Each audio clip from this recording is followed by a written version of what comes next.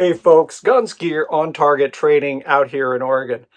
If you enjoy our content and you want to support the channel, please like, subscribe, share it with friends and family. We are very close to getting to the 100,000 subscriber mark on YouTube, which then helps us take advantage of the algorithms and actually do more of the video. We are so close. So if you like the video, you like the content, please, please, please subscribe, like, share, invite others to do the same.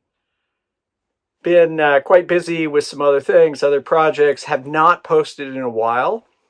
I thought it would be interesting to share with you some of the disconnects that many people who are unfamiliar with firearms have based on a very limited explanation about operating systems, the power of specific firearms, and what is or is not considered by an uneducated person who has no experience with firearms to be less problematic than other firearms, which, based on, ignorance, I would say, are more problematic.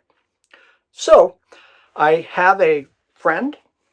I have great respect for this friend. They have grave concerns about firearms and firearms violence, and I think anyone who cares about firearms does not want firearm violence. We're all, at least the people I know who own firearms, are very focused on safety, on the application of training, being safe, making sure that you use firearms in an appropriate manner.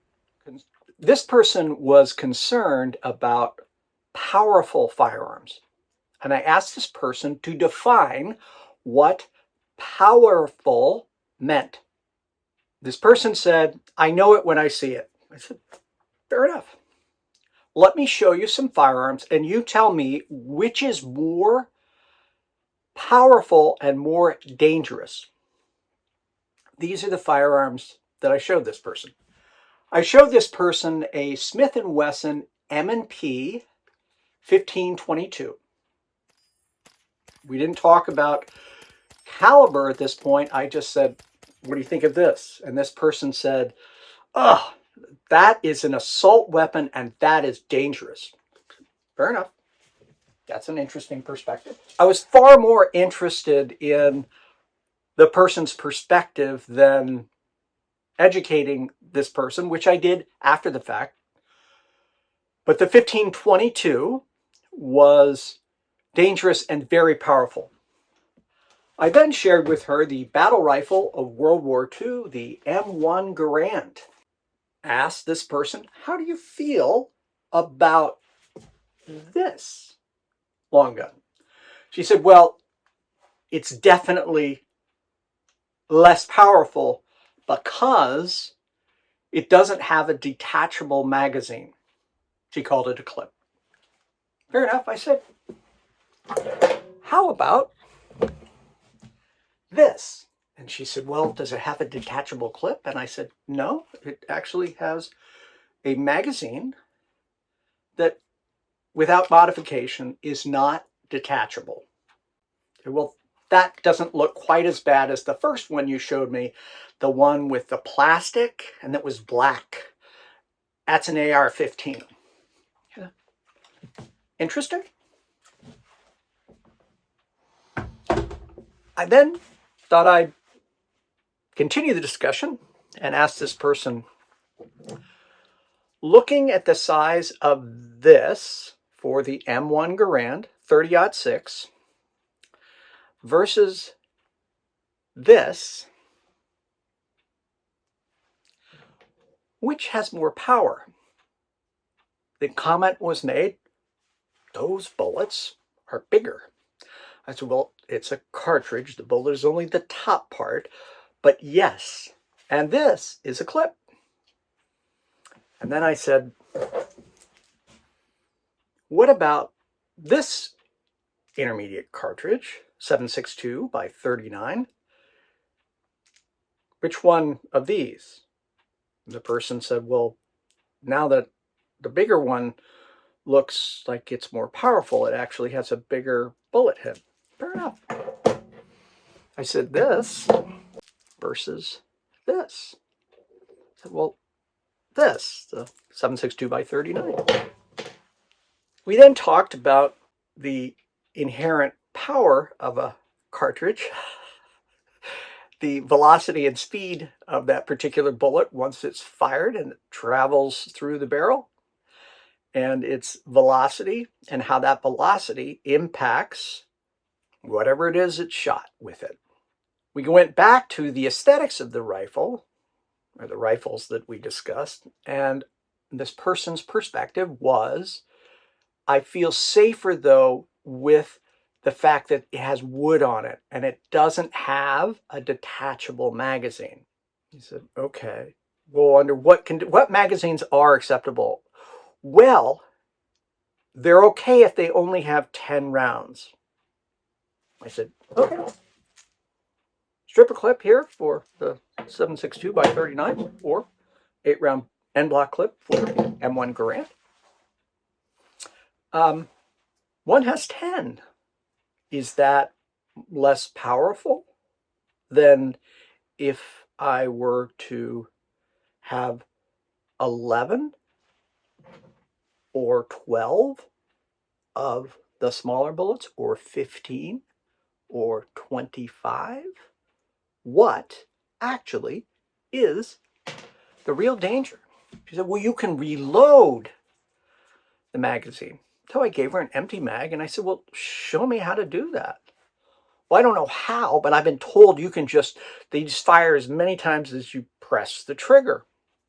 I said, well, they only fire once per trigger pull unless you have an NFA registered machine gun, which have not been legal without the NFA stamp for the civilian population. And if you happen to have enough money to buy one, they're not particularly common. They're very, very rare. So this person finally took them to the range, had them shoot a couple of different firearms. And when she shot the larger caliber firearm, she was surprised that there seemed to be much more power. So at the end of that range session, and she also said, this 22, I really like it. And I said, well, you shot 25 rounds in a row. Do you feel that that is more powerful, more dangerous? She said, well, no, I watched you and other people on the range. They reload that magazine into the thing, whether it's a 10-round magazine or a 12-round magazine or a 6-round magazine in a semi-automatic. I'm not speaking about the ones with end block clips or stripper clips. I'm talking about your standard fair sporting rifle. She said, there's really like some of those people on the range are super fast. Like they're doing it in like a second. I'm like, yeah. So 10 rounds, I shoot all 10 rounds. 1 second up, maybe it's 2 seconds, another 10 rounds. So in a bad scenario, a bad person intent on violence, which is against the law, who has some level of training, can continue to fire regardless of whether it's 7 rounds, 10 rounds. If they have any basic skills, they'll be able to reload that firearm and continue to do illegal acts if that's what they're doing. So this is the one-on-one experiential learning that we as firearms owners can share with people who perhaps have never had the opportunity to learn in a safe, structured environment and overcome what they've been told and actually replaced what they've been told with true, factual information. And from there, they can still choose not to own guns, support guns, whatever, but at least they're educated. This person, great respect for them. And by the end of the session, they were at least shocked that what they'd been told in the mainstream media, corporate media, in the center or toward the left, was not actually factually 100% accurate. So again, folks, if you're really thinking about how do we help educate people who it's not in some case through their own, they're just ignorance. They didn't grow with firearms. They didn't have the experience. They never were exposed to firearm safety, actual, progressive scaffold training that's designed to bring people who are brand new and help them expand. They never did that. So this is our opportunity as we fight in court, right? We actually go through the process, the legal process, to get some of these crazy unconstitutional laws overturned. That being said, we also can do our part to help educate people. If you really want firearms in our, and I certainly want to own firearms and give other people that constitutional right and make sure it's not infringed. If you really want to do that, folks, take someone who doesn't shoot, doesn't like to shoot, to a range, go to a structured training event. Do not give that person your .44 Magnum to show how big and powerful it is. Start with a .22, work your way up. If you do that, and people have a positive experience and they understand that gun owners, by and large, are focused on safety, practice, and training to get to a point of proficiency, once they see that and they interact with people on the range, they might have at least the possibility of shifting and realizing that the plastic so-called assault rifle, and of course this is not a select fire gun, so it is not by definition an assault weapon, but this is less powerful and not a threat anymore than this is, unless these tools are misused for violent purposes that are unjustified. Well, folks, I really appreciate each and every one of you. We are trying very hard, and we're so darn close to get to 100,000 subscribers. We're at 97.4 and change. So we're very, very close. We're within a couple thousand subscribers. Please share, like this video, subscribe. All right, enough of that.